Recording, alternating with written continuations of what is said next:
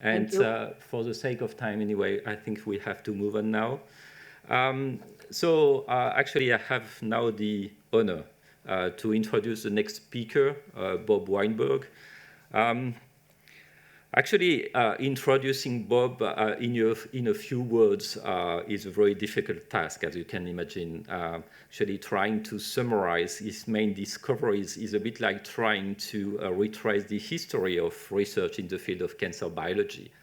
Indeed, we all know that he has had a fundamental role in the demonstration that mutations affecting the cellular homologs of retroviral oncogenes can transform cells, in the first identification of a human oncogene, RAS, in the first identification of a tumor suppressor gene, RB. He also reported the first in vitro transformation of human cells. And more recently, Bob was the author of several major findings in the field of cancer progression, including the demonstration of the role of cancer cell plasticity through EMT in key steps of the invasion metastasis cascade.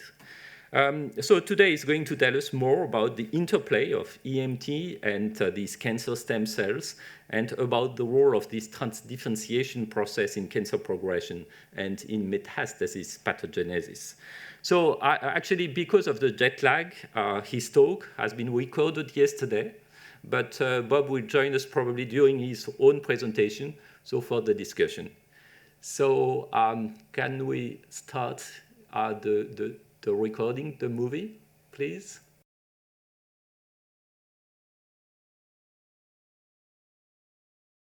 Bonsoir.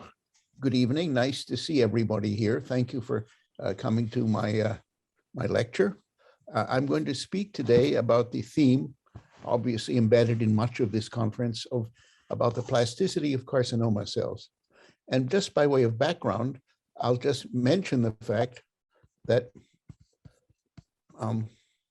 we know that carcinomas occur in multiple steps. This is the famous Fogelgram of 1989. And that as cells progress during tumor progression, they acquire many somatic mutations, in this case, at least 4, it would seem to be, and that there are alternative routes which cancer cells can pursue when they move, when they evolve genetically from normal cells to high-grade malignant colorectal carcinoma cells. Moreover, we know, as we see above here, that one can experimentally transform human cells into cancer cells through the introduction of a series of distinct genetic elements, which are comparable in number to the number of somatic mutations here. So this begins to give one the illusion that one can understand the process of primary tumor formation through schemes like this one. But my theme today will be, obviously, how important are non-genetic programs in determining the trajectory of cancer progression. Given that, I mention one major factor that we understand very little about. And here's work from Stanford that appeared some years ago, in which they generated 2 distinct small cell lung carcinoma cells in the lung. They came from distinct cells of origin, closely allied cells of origin, that carried the same genetic mutations. And what we see in the resulting tumors is that these 2 classes of tumors coming from adjacent cells, very closely related in the lungs, have quite different transcriptomes. And this begins to impress on us the notion that the differentiation program of the normal cell of origin, which must somehow dictate these different transcriptomes, actually persists during multi-step tumorigenesis. It is not eradicated. And of course, that raises the question of how the retained differentiation program of the normal cell of origin continues to influence carcinoma cells. I emphasize we understand almost nothing about this non-genetic factor, that is, the ongoing influence of the normal cells of origin. Of course, we are all interested in this last step, where primary carcinomas invade and metastasize, which represents another non-genetic program, an epigenetic program. And here we deal with a complex series of steps. It's indicated here as articulated by Fiedler already many years ago, the so-called invasion metastasis cascade. And that raises the question, given this cascade, how many carcinoma cells are able to acquire these additional capabilities that are required in aggregate in order to metastasize. And this raises a question, and I will be raising many questions today, whether this is the only way to conceptualize the way by which primary carcinomas actually disseminate in a variety of tissues. Are there alternative schemes which address equally well or equally accurately the whole process of dissemination, metastatic dissemination? Part of my discussion today will focus on the cell biological program called the epithelial mesenchymal transition, or as one says, EMT. And here one sees that in a tongue of carcinoma cells, human carcinoma cells that are implanted in a mouse host, the carcinoma cells initially express cytokeratins, indicative of their origins in an epithelial tissue. But as we look at this tongue of carcinoma cells, we see an outer rim that, ostensibly in response to the contextual signals received from the mouse stroma, has shut down cytokeratins. And here's another tongue of carcinoma cells, once again in direct contact with the stroma, that has turned on a mesenchymal marker of Vimentin. And this persuades us that this profound change in cell biology, the EMT, occurs in response to contextual signals that cells receive. And indeed, one can document how these heterotypic interactions occur. Here, for example, is a human carcinoma cell that releases interleukin-1 that impinges on either mesenchymal stem cells or fibroblasts in the stroma, and having done so, elicits from the latter cells a whole series of reciprocal responses that then impinge on the carcinoma cell and subsequently activate the previously latent EMT program. And so we begin to appreciate how non-genetic these mechanisms are. That is, they're context dependent and they're the function of an epigenetic program. This program was first articulated by Elizabeth Hay already more than 30 years ago, and involves a complex series of changes. They're indicated here in outline because the actual number of genetic changes that occur numbers 300 or 400 changes in the transcriptomes of cells that are undergoing an EMT, an epithelial mesenchymal transition. And this phenomenology provokes a lot of important questions that we still need to answer. Is the EMT program involved in the dissemination of all kinds of primary carcinomas, or is it only a subset of them? Are there alternatives to the EMT program, i.e. the one that I've described here, in order to explain malignant progression? Can one block metastatic dissemination by preventing the EMT? And can we associate the vast majority of malignancy-associated cancer cell phenotypes back to an EMT program? In other words, is the malignant phenotype more associable with this epigenetic program than it is with the somatic mutations that cells have sustained, acquired en route to forming primary tumors? And how does this relate to non-carcinomatous tumors? Is this limited to just carcinomas? Or, for example, are there neuroectodermal tumors in which the EMT also seems to operate? We know that the EMT program is choreographed by a whole series of transcription factors. They're sometimes abbreviated EMT-TFs. Here's an indication of them. And these transcription factors operate transiently in different distinct stages of embryogenesis in a whole diverse series of metazoan phyla, indicating that these transcription factors in the EMT program was already evolved, were already evolved in the Cambrian era prior to the divergence, the evolutionary divergence of distinct metazoan phyla. So it's very ancient and highly conserved because of its ostensible essentiality in morphogenesis, but may also create a liability in triggering malignant progression. So this raises yet another set of questions, which I will pose. Do all EMT programs depend on one of these canonical EMT-inducing transcription factors? Another one has been added to this list, PRRX1, but still the list is not large. It's relatively small. How do they collaborate with one another to orchestrate malignant progression? Really an unanswered question, in no small part because it's so complicated. And if we put transcription factors through expression vectors into carcinoma cells, does this forced expression misrepresent the actual biology that occurs in spontaneously arising tumors? And how do these different combinations act? How are they activated? How are they induced in response to heterotypic signals that carcinoma cells receive from their environment? I want to pass ever so briefly to what is ostensibly a different topic. And here we have the work of Mohammed Al-Hajj and Michael Clark, 2004, in which they were able to stratify carcinoma cells through this FACS analysis into two subpopulations, a minority population and a majority population, and found that they had vastly different tumor initiating capabilities, as indicated here. And this raised the prospect that in fact, these cells are tumor initiating or cancer stem cells, and that they reside in a distinct epigenetic state from the ostensibly genetically identical majority population cells that co-reside within the same tumor. And here one has another representation of these minority populations and majority populations using, in this case, the cell surface markers CD24 and CD44 as they first instructed. Obviously, this scheme suggests some kind of hierarchical organization of cells, not only in normal tissues, but also ostensibly in tumors of this sort, where the cell at the apex of this hierarchy is self-renewing and capable of seeding a new tumor, whereas the other derived cells that are more differentiated, in fact, are incapable of seeding a new tumor, having given it up during the course of their differentiation.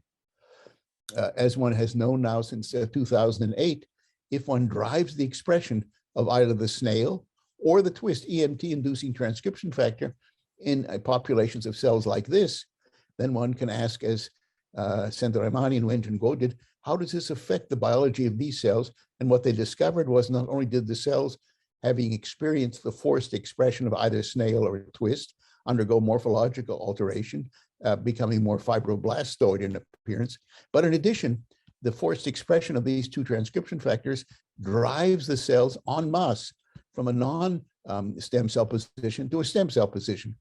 Having said that, I hasten to add that there's no reason to think that all the cells in this upper left population are stem cells.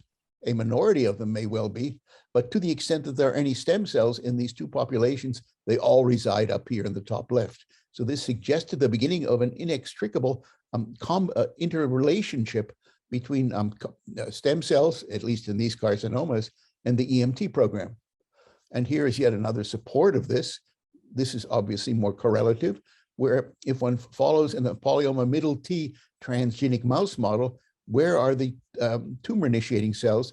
Those cells that express the snail, but not the slug EMT-inducing transcription factor, have an 800-fold higher tumor initiating capability than the cells that express the related but functionally distinct transcription factor slug. So this begins to embolden one to believe that there's some direct connection between stemness, at least in this tumor model, and the expression of a distinct EMT-inducing transcription factor. And this involvement with the EMT program and stemness extends, as Wenjun Guo showed here, also to normal mammary tissues. For example, here's a cross-section of a mouse mammary duct. And what we see is that it has two layers, luminal and basal. And in the basal layer, where the stem cells are known to reside, the slug EMT-inducing transcription factor is tonically expressed, suggesting some association between the expression of slug and the residence of these cells in the stem cell state. And this can be shown functionally because if one overexpresses in previously non-stem-like mammary epithelial cells, the slug EMT-inducing transcription factor, and then de-induces it and implants those cells in a mouse mammary stromal fat pad, one can increase by a factor of more than 100 the ability of the cells that experienced expression of slug to initiate and to seed an entire mouse mammary gland, indicating that this association between the EMT program and the mammary stem cell state extends also to non-neoplastic cells. In fact, as Xinye found, slug is expressed tonically, constitutively, in stratified epithelia throughout the body, and ostensibly, these epithelia are also the sites of the stem cells in these various tissues. However, importantly, in simple epithelia, which exist elsewhere in the body, there was no demonstration of slug being present. And this raises the question of whether there's any association in single-layered epithelia between the EMT program and the stem cell program, an issue which has still not been settled definitively. So this raises the question, unanswered as I just suggested, are all epithelial stem cell programs linked in certain ways to the actions of the EMT program? Or are there EMT independent stem cell programs? For example, those in single layered and normal epithelia. Here's the major question in my mind: why, teleologically, what is the purpose for the interconnection between the EMT program and the stem cell program, at least in bilayered epithelia? And is it the case that the plasticity of EMT programs that I will address shortly, does that govern the movement of cells, stem cells, in and out of the stem cell state? Is that the major determinant of entrance to or departure from the stem cell state? We embrace these kinds of models in the following scheme for the ways by which multi-step evolution occurs of cancer cells. Here's a normal stem cell compartment. Cells acquire a single mutation. There's the stem cells in the next population sustain that mutation, perpetuate it, and acquire a second mutation, and a third mutation, and a fourth mutation. And this has been one model of the genetic evolution of carcinoma cells. That is, one stem cell compartment evolves into yet another.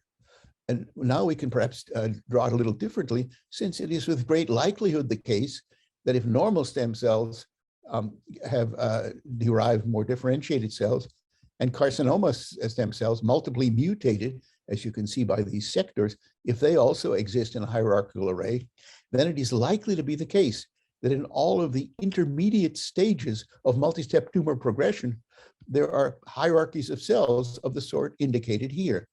So this indicates a greater degree of complexity in trying to understand functionally how multi-step tumor progression occurs. There are, however, complications to this. As Christine Schafter showed already more than a decade ago, if one takes populations of CD44 low cells and propagates them in vitro for extended periods of time, then what she began to see was that the initial non-stem cells, CD44 low, begin with a certain predictable frequency to generate CD44 high cells. And in fact, here we blow up that particular frame. And this suggested the idea, which has certainly been substantiated in the years that follow, that in fact, non-stem cells can generate new stem cells. And in her hands, she found that this de-differentiation, if you'd like to call this, from non-stem cells to stem cells, in the case of genetically modified normal human mammary epithelial cells, depended on the genetic alterations of these cells, where these cells had only telomerase, these cells had large T plus telomerase, and these cells had those two plus the addition of the RAS oncoprotein. And as we can see, the increasing genetic abnormality of these cells, engineered through expression vectors, increases the rate, the spontaneous rate of de-differentiation from non-stem cells to stem cells. And therefore, if one extends this, for example, to in vivo studies, one finds that the same cells from which the CD44 high population has been eliminated prior to implantation in a mouse, within several weeks, 20% of these cells have undergone a de-differentiation and generated stem-like cells, forcing us to redraw this figure, this hierarchical scheme, in which we now begin to appreciate that this plasticity, that is to say, the de-differentiation of non-stem cells into stem cells, which can occur in certain circumstances, will represent a retrograde de-differentiation rather than a simple hierarchical model of cells going from stem cells into non-stem cells. This is obviously reversible from experiments like these and many others. And this, by the way, has important implications for our understanding of how multi-step tumor genesis actually occurs. It's been everybody's favorite model that the stem cells are actually the objects of mutational alteration, that they evolve genetically from normal cells progressively having acquired more and more somatic mutations, that one stem cell population evolves progressively into a multi-mutated stem cell population. But now there's an alternative model, which I would propose that's possibly even more attractive, which is to say that if one recognizes the possibility that this plasticity of dedifferentiation can allow transit amplifying cells or progenitor cells to dedifferentiate into stem-like cells, one now has a totally alternative model of how multi-step tumorigenesis proceeds. Because after all, there are many more transit amplifying cells in a tumor than there are stem cells. And moreover, the transit amplifying cells are rapidly proliferating in contrast to the stem cells, which proliferate only episodically. And this, to my mind, makes these transit amplifying cells much more attractive candidates for the targets of mutational alteration, where because of their rapid proliferation, they have relatively high rates of mutation. And a mutation that is sustained in this transit amplifying population can then be fed back into the stem cell compartment, as indicated here by this arrow. And this population of cells can once again generate transit amplifying cells that once again are targets of genetic mutation. And so this may actually suggest a far more complex mechanism by which multi-step tumorigenesis actually proceeds, where the targets of spontaneous mutation are not stem cells, as is widely embraced, but in fact, transit amplifying cells of the sort indicated here. Again, one of the consequences of this reverse plasticity, where non-stem cells can be converted into stem cells. And this kind of plasticity also has important implications for our attempts to develop new kinds of therapies. For example, if we develop an anti-stem cell therapy, which would be highly desirable, given the ability of such a therapy to block metastatic dissemination, then ultimately the effects of this treatment in an ideal world would be to get rid of the stem cells that have undergone partial or complete EMT. And ultimately, having rid the body of the stem cells, this tumor should disappear because its source of self-renewal will have been eradicated. However, in light of what I just mentioned, there's an alternative scenario which is much more plausible. And that is, if one gets rid of the stem cells, as I just mentioned before, and those that have undergone an EMT, the remaining non-stem cells can spontaneously dedifferentiate into stem cells, regenerating the stem cell compartment that had previously been targeted by some kind of still to be developed EMT or stem cell specific pharmacologic or immunologic therapy. And so this dictates, by the way, that to the extent that one would like to develop truly effective therapeutic modalities, one will need in the future to target both the stem cells and the non-stem cells, either by an EMT-directed therapy and a second therapy that targets the non-stem-like cells, or a therapy which obviously targets both populations. Still, there's no clarity on this. The long-term effects of inducing an EMT can persist over many weeks. And I just mentioned this because there is a degree of plasticity that is lost because cancer cells remember that they've been exposed to EMT-inducing transcription factors. Here's an otherwise non-invasive, non-metastatic primary tumor cell population. And these cells were exposed. Initially, they're non-invasive, as you can see from the border here on the top left. But if they're exposed transiently to slug and EMT, and another EMPTF, SOX9, that collaborates with slug, and then shuts those off and waits 10 weeks later, then the resulting tumors 10 weeks later are highly invasive and remember their prior exposure to these EMT-inducing transcription factors, and ostensibly having been driven into the invasive EMT high stem cell state, these cells remember that and perpetuate that phenotype for extended periods of time.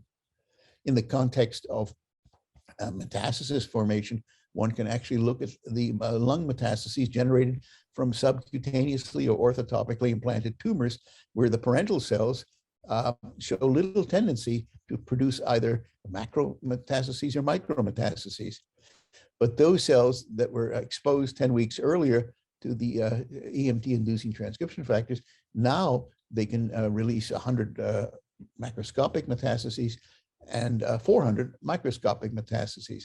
And this represents the beginnings of a proof, by the way, that the EMT program can act causally to drive metastatic dissemination, which is widely assumed but rarely demonstrated by direct experimentation. In fact, if one looks here, one sees that in the case of invasiveness, here one sees in the work of Xinye, that if one looks up here, one sees that the cells at the leading edge of invasive cohorts express the snail EMT-inducing transcription factor. These are the so-called leader cells in the process of collective invasion. We see the green here. And this begins to suggest that the snail transcription factor, which is expressed here through a engineered transgene, it's very much involved in the invasive leading edge cells of invasive collective cohorts of cells in a primary tumor. Again, not necessarily in individual cells, but in the leading edge of cells that are invaded as a collective into the nearby stroma. Importantly, if one talks about plasticity, here one can refer to the work of Ilaria Malanki, which she undertook when she was still in Switzerland, where one finds that as tumor cells disseminate, the number of cells in the lungs increases progressively. The mesenchymal cells that have disseminated from primary tumor, initially there's lots of them in the tumor, relatively speaking, in the disseminated metastatic cells. These mesenchymal cells are very important, very well represented in the metastases, but with the goodness of time, the cells that are highly mesenchymal and stem-like begin to decline as the non-stem cells overtake them. And this begins to suggest the reversibility of the EMT, and indeed work of others has indicated that perpetuating the residence of cells in the mesenchymal state is actually counterproductive for the outgrowth of metastatic colonies. Given all this, one could begin to embrace the notion that the EMT program can act in primary carcinomas that are already genetically multiply mutated to program, to choreograph the processes of invasion of metastasis. Here's the invasion metastasis cascade that I mentioned before. One knows from other work, including our own, that the EMT can also facilitate extravasation and the formation of a micrometastasis. That raises the question of whether the entire cascade can be choreographed, can be orchestrated by the EMT program. And it is my belief, but no more than that, that the final step in this multi-step process, that is the step moving from micrometastases to macroscopic metastases, cannot be achieved by the EMT program, but rather must involve a process of adaptation of disseminated tumor cells to the stroma in which they have arrived and which they newly encounter, and to which they are poorly adapted at the moment of their arrival. This whole process being termed colonization, which is, fortunately for the cancer patient, extremely inefficient and rare, but still, I would argue, is unlikely to be orchestrated, is unlikely to be driven by the EMT program, but instead must depend on some phenotypic plasticity on the part of the disseminated cancer cells that somehow explore the space of alternative differentiation programs and somehow figure out a solution to the problem of adapting to a tissue microenvironment to which they are poorly adapted at the moment of their arrival in a disseminated tissue. So this represents a still unsolved problem to my mind, given the complexity of colonization and given the complexity of multiple distinct primary tumor types, solving the problem of colonization in multiple distinct destination sites. And to my mind, this colonization problem represents the major unsolved problem of tumor, of metastasis pathogenesis, whereas I would argue, at least in the case of carcinomas, we understand and outline how cancer cells can physically translocate from the primary tumor to sites of dissemination and form micrometastases, this being, let's call it, the first of the two halves of the invasion metastasis cascade, whereas the second half of the invasion metastasis cascade involves the evolution of cells locally in a site of dissemination via mechanisms that we at present poorly understand. Still, this is not a bad outcome, given the fact that the actions of a single cell biological program, the EMT, can explain the physical dissemination of cells that depends on multiple distinct biological steps during the course of the spread of cancer cells from the primary tumor to distant sites in the body. Here's yet another issue, and that is the following. We would like to embrace the notion that transdifferentiation represents an alternative to the EMT program in terms of its ability to convert cells from one cell type to another, which would ostensibly represent something unrelated to the EMT that operates in other tissues and results in this case in the work of Chenier in her demonstration that in the course of polyoma middle T mouse mammary tumor progression, cells that are initially luminal in their phenotype, with the passage of time, these cells progressively become more basal, and this represents the acquisition of more mesenchymal characteristics, ostensibly under the aegis of the EMT program. And so this suggests that certain forms of transdifferentiation are often manifestations of the EMT program, of the working of this program, and raises the secondary question, are there forms of transdifferentiation that are totally unconnected with the EMT? I would argue there likely are, but we have to include in our thinking when we talk about transdifferentiation, the possibility in many cases that the EMT is having a hand in facilitating or expediting this transdifferentiation program. Here's yet another consideration. This is the work of Brian Beery, where he examined a single mammary tumor and discovered in it that there are distinct subpopulations of cells coexisting within the primary tumor, some expressing the ZEB1 EMT-inducing transcription factor, and others obviously residing in an epithelial state, the ZEB1 expressing cells being more mesenchymal, the epithelial cells expressing cytokeratins, and therefore not expressing ZEB1. And so we see a great degree of phenotypic heterogeneity here, suggestive once again of phenotypic plasticity occurring in the context of an already existing tumor. And given all this, he undertook to see if there are additional ways to ferret out the cancer stem cells. And what he came across was the actions of a integrin beta 4, or ITGB4, or also called CD104, that is involved in the tethering of carcinoma cells to the basement membrane. And what he discovered was if one takes these carcinoma cells, called here naturally arising mammary epithelial cells, and stratifies them via CD44 and 24, via the markers that I've already indicated, they look like this. They're all up here in the top left corner, CD44 high, 24 low. But if one uses instead the cell surface marker integrin beta 4, one can spread these out in a whole spectrum of distinct, ostensibly different phenotypic states that would not be seen if one uses CD24 and 44. And this raises the question of the degree to which these different subpopulations are able to initiate tumor formation. And here I just give the indication that in the case of integrin beta 4 high cells of this parental population, these integrin beta 4 high cells, 1 in 3,000 of these cells is able upon implantation into an appropriate host to generate a tumor, whereas the cells that lack integrin beta 4 at low, 1 in 750,000 can seed a new tumor. So there's a 250-fold difference in tumor initiating ability correlated with the high or low expression of this cell surface marker, which turns out to be very useful.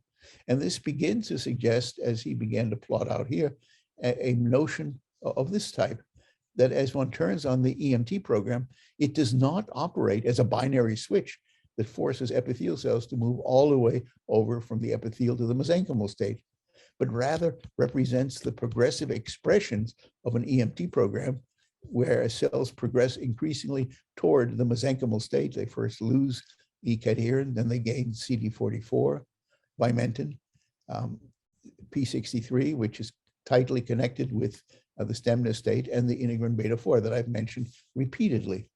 And importantly, spontaneously arising tumors rarely, if ever, end up in a fully mesenchymal state. To my mind, a fully mesenchymal conversion on the part of an EMT-inducing transcription factor, at least in the context of carcinoma pathogenesis, is an experimental artifact. And the great majority of carcinoma cells that leave the epithelial state progress to various degrees in the direction of being mesenchymal, but rarely, perhaps never, end up in a fully mesenchymal state.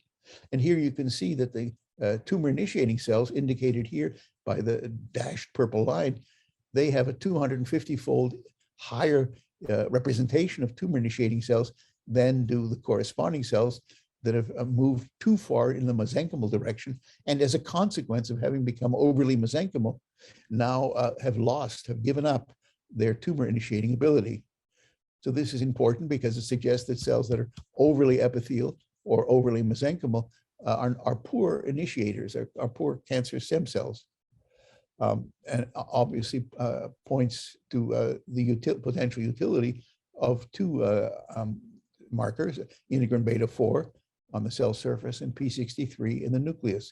Here's yet another way of depicting, as Brian Beery did, this progression from the E to the M state, moving rightward, but suggesting a whole series potentially of intermediate phenotypic states that may represent discrete stopping points on the road from epithelial to mesenchymal.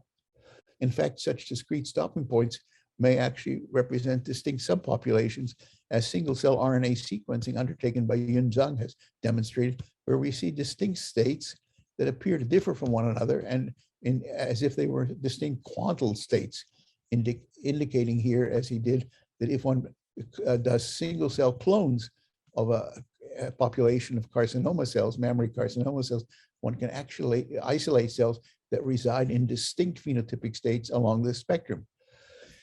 And so this begins to suggest, begins to provoke the question, can one isolate genes that govern the plasticity of breast cancer cells?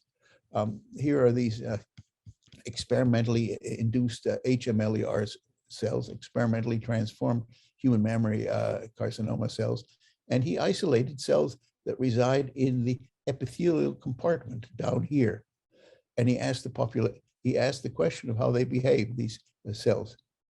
And so what he did was he looked at cells that were in the lower right, that is to say cells that resided in the epithelial state in this case, where he used as markers as CD44 and CD104, which is the same as integrin beta 4. And what he found, interestingly, is that when he isolated cells of this phenotype through FACS analysis, initially these cells from these clonal subpopulations ended up, after multiple weeks, remaining in this highly epithelial non-stem cell state, whereas other cells that started out in the epithelial state began to spontaneously differentiate into more mesenchymal cells. By the way, echoing the earlier work where non-stem cells can spontaneously regenerate or generate stem cells. And so this began to suggest the following notion, which he then pursued, that if one isolates populations of highly epithelial cells and propagates them in vitro, then some will remain stably ensconced in the epithelial state here in this C1 subclonal population. And conversely, other cells will progressively move from a fully epithelial state into more mesenchymal state, doing so spontaneously in culture. So this suggests different degrees of plasticity, it being apparently totally absent in these C1 cells. And given that, he concluded these cells are stably resident in this epithelial state, where these cells reside in an unstable phenotypic state. Having shown that, he showed that the cells that stably reside in the epithelial state, even in response to TGF-beta, which is normally a strong inducer of the EMT program, it fails in the stably epithelial cells to induce an EMT, whereas in cells that are non-stably ensconced, exposure to TGF-beta induces them to move into a CD44 high stem-like state. This suggests, in turn, that these cells, which are stably in the epithelial state, even though they can actually express the TGF-beta receptor and the downstream SMAD proteins, these cells are intrinsically incapable of responding to TGF-beta by undergoing an EMT in response to this potent EMT-inducing transcription factor.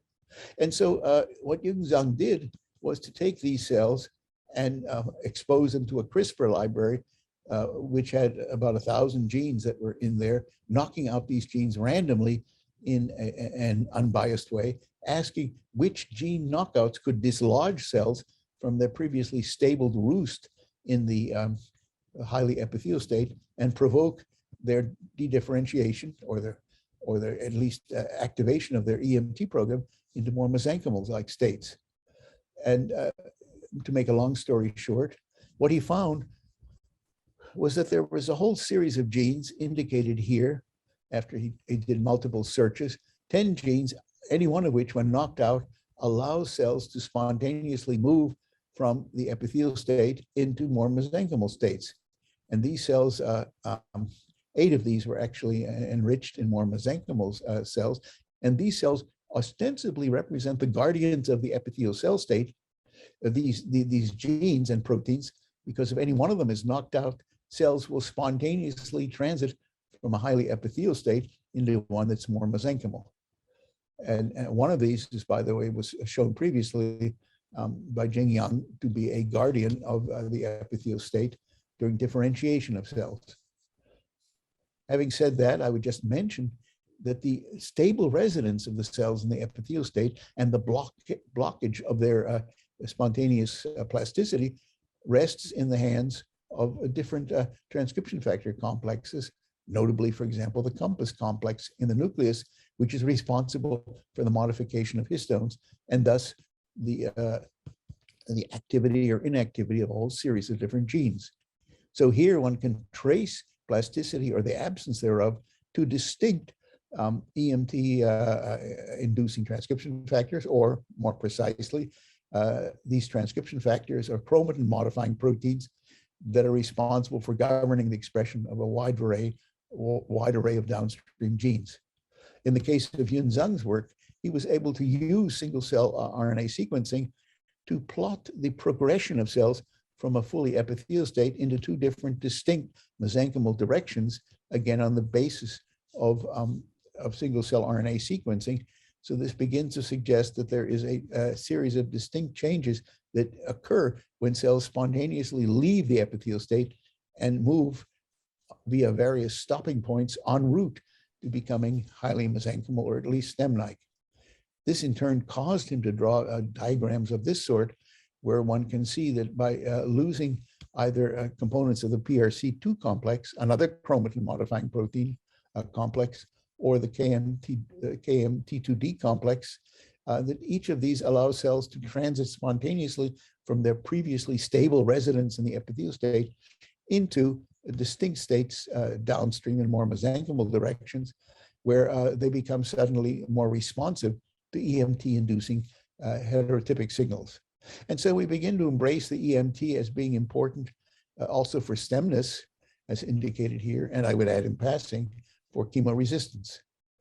And having said that, and looking at the clock, I would just mention the work of Artie Lambert, who looked at the integrin beta high cells and began to discover that there were a series of states that he could pick out using ChIP-seq for the H3K27, which detects active enhancers.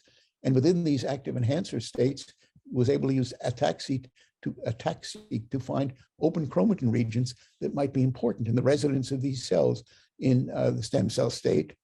Having looked at these open chromatin regions, he localized virtually all of their actions to a series of sequences that all trace their roots to the family of P63, 73, 53 transcription factors, which are present and active in the stem-like state indicated here, but not in the non-stem-like state. I'll mention in passing that P63 had already years earlier been associated with the stem-like phenotype. So this could be modified further and extended to indicate that this state of stemness can be maintained by members of the P53 transcription factor family. If one knocks out integrin beta 4 or looks at non-integrin beta 4 expressing cells, one finds that the P63 is either expressed at high rates in these enhancers, or if one exits from the stem-like state, is no longer stably expressed.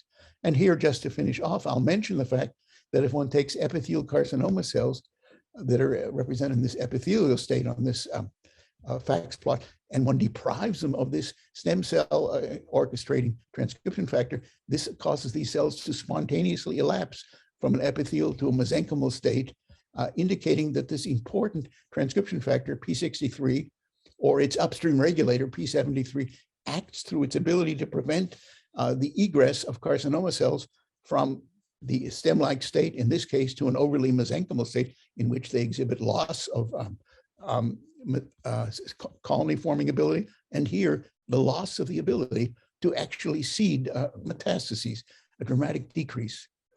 And having said all this and looking at the clock, I'll now thank you for your kind attention and just mention this is the work of a group of people. My group is actually vastly smaller than what is indicated here, but these include lab alumni, and here they are, an unusually congenial group of people whom I'm grateful to be able to work with.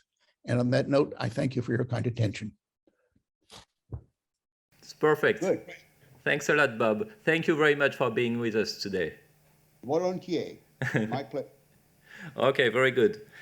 So obviously, I want to thank you for being with us, but also I want to congratulate you for the very exciting talk that you gave through this actually recording yesterday. And it was obviously very, very exciting, in particular for EMT people. So actually, we have quite a lot of people attending the meeting, more than 200 people. And so they raised some questions by using the chat. So I don't know if you see the chat, but anyway, I'm going to read the questions. I know that you are now used to my French accent, so it should be okay for you. Hope so. No accent at all. But first question coming from myself. It will be my own question, at least for the moment. I'm very curious to know your thoughts about the control of the MET process. I mean that, as you mentioned, and actually Thomas Brabelet this morning also mentioned the importance of MET during some steps, and in particular during final steps of the metastasis cascade. And so we know quite a lot about the control, quite a lot. We know about the control, the regulation of the EMT process, and in particular the role of these EMT-inducing transcription factors you talked about. But we know quite less about the mechanisms of the regulation of the MET process. So what do you think, actually? Do you think that this control of MET is kind of, when it is initiated, it's kind of a consequence of the shutdown of EMT-inducing transcription factors? Or alternatively, could it be that there are some active intervention of factors that could initiate or at least support the process during the final steps of metastasis? Well, I cannot respond to that with any precision. My general feeling is that in the absence of active induction of the EMT, these transcription factors are shut down. I know of no transcription factors that actually antagonize the functions of the EMT-inducing transcription factors. So my simplest answer, which really is the limits of my understanding, is that in the absence of EMT-inducing signals, heterotypic signals from the stroma, cells will progressively lapse toward an epithelial state. So which could be kind of the basal stage for these cells. Yeah. That's my impression. Yeah. Question from Olivier Delattre, as you know, at the Institut Curie. So obviously he says, thank you very much, Bob, for the great talk. Is CD44 just a marker, or does it play a specific role in the EMT process, and also does it have an active role in cancer stem cells? Well, we're actually working on that with Rafael Rodriguez, whom some of you may know. For sure. And we think that CD44 actually plays an important role, believe it or not, in the importation of ferrous ion into the cell. And that ferrous ion, once it's inside the cell, can actually paradoxically make the more mesenchymal cells particularly responsive to the induction, or vulnerable to the induction of ferroptosis. So CD44 actually seems to be a major iron transporter. in the cells that have activated the EMT program. So it's more than simply a marker.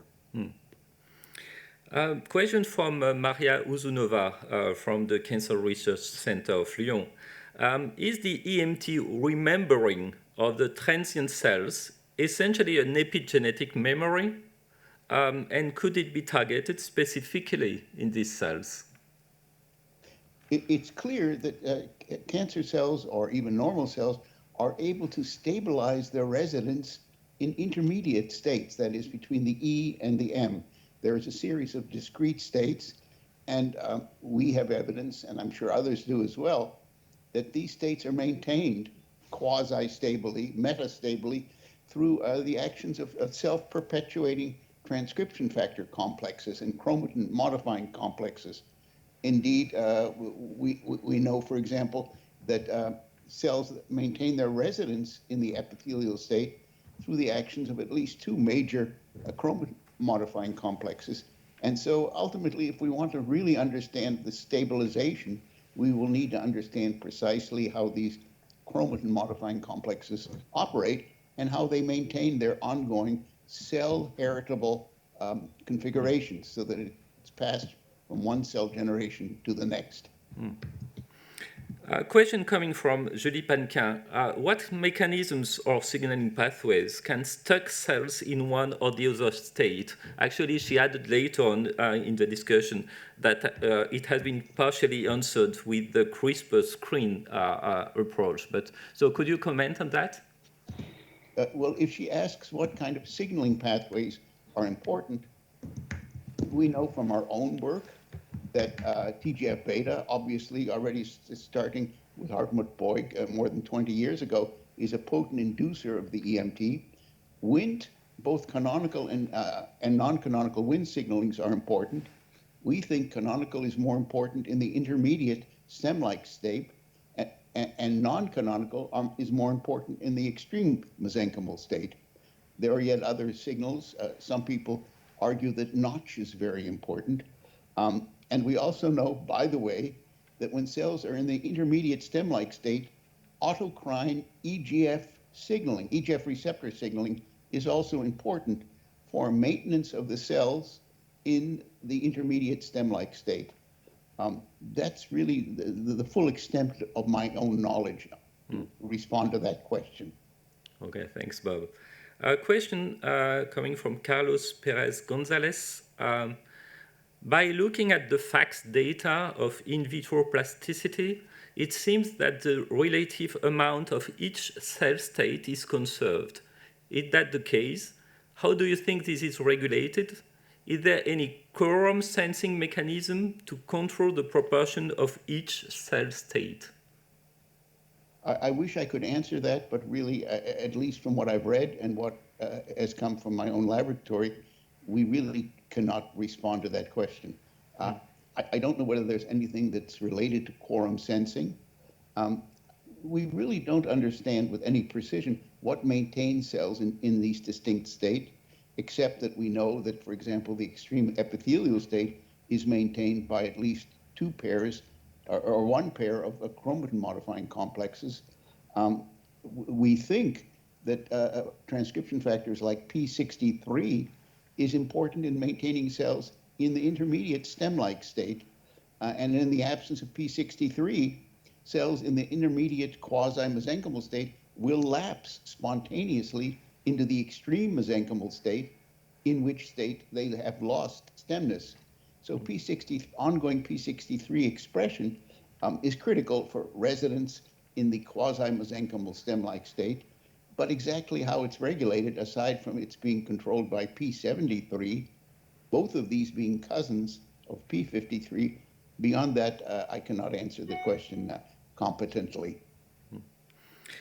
During fibrosis, cells undergo an EMT-like process, but to my knowledge, don't undergo MET, in the contrary to cancer cells. Why? Or is it a different state because they don't harbor the oncogenic mutations? Well, so there's a bit of controversy about the fibrosis in the EMT. Some people have presumed that if an epithelial cell goes through an extreme EMT, it will become one of the myofibroblasts in the fibrotic state. But that argument has been undermined by other experiments. And so I would say the weight of the evidence at present suggests that cells that have activated an EMT, epithelial cells, can induce the formation of a fibrotic stroma, but are not themselves participants in the formation of that stroma. In other words, they themselves never go through an entire EMT process to become myofibroblasts or cancer-associated fibroblasts. Indeed, as I tried to say in my lecture, as far as we know, the EMT process, as it operates physiologically, never pushes cells from a fully epithelial state to a fully mesenchymal state, which would be required if the epithelial cells were to become the precursors of the mesenchymal cells in the fibrotic stroma. Question from coming from Pierre Savagnier. Great talk, Bob, as expected. One question about a detail, he says. You mentioned p-cadherin as being downregulated during EMT. We and others see p-cadherin expression significantly increased on most invasive breast tumors and linked to cell motility. He mentioned that it's cohort migration. And the basal phenotype, since p-cadherin is expressed by basal and myoepithelial cells in mammary cells. Any data on your side? As much as I'd like to answer that, I fear I cannot. My own group has had minimal experience with the p-cadherin. It's clearly an important team player, but besides that, I really cannot answer that competently. Actually, it was because Pierre asked this question. I was thinking about your data on the normal mammary glands. And so you find the expression of slug in basal cells.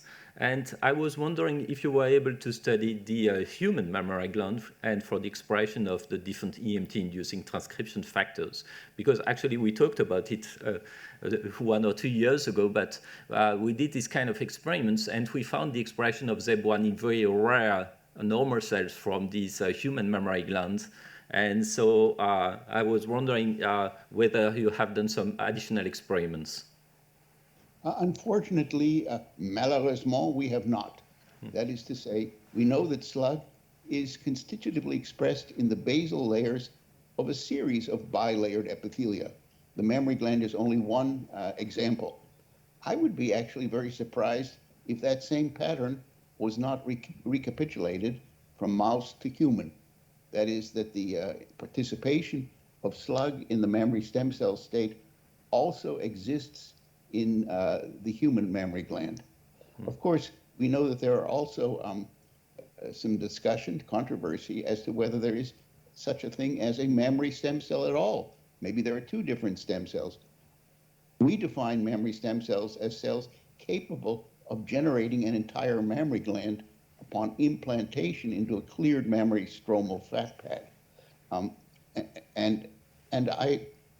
For us, the big mystery is not whether slug is important in the basal cell layer.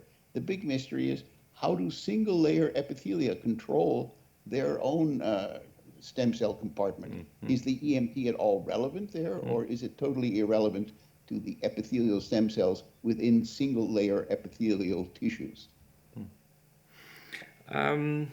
Last question from the chat. Actually, I'm sorry because I don't have the first name of the person, so Mr. or Mrs. Etche. What is the regulatory coupling between residents in cancer stem state and the EMT program? So there must ultimately be some kind of precise regulatory signaling that allows quasi-mesenchymal cells to enter into the stem cell state. We know, on the basis of at least our own work, that that entrance needs to involve the activation by P73 of P63, but we don't really understand how P73 becomes activated by components of the EMT program. We also know, as I mentioned before, that if you take out P63 from these quasi-mesenchymal cells through CRISPR-Cas9, then previously stem-like quasi-mesenchymal cells will lapse spontaneously into the extreme mesenchymal state. And so P63 is important for maintaining, sustaining the residence in this quasi-mesenchymal intermediate state. But beyond that, I cannot answer that question. Okay. I think that we don't have any other additional questions so far.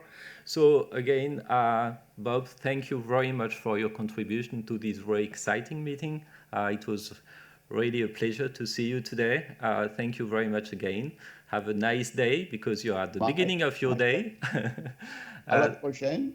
À bientôt. À très bientôt. À la prochaine fois. Thank you again, Bob. And let's hope we meet in Paris. I hope so. Tell me when you are able to come.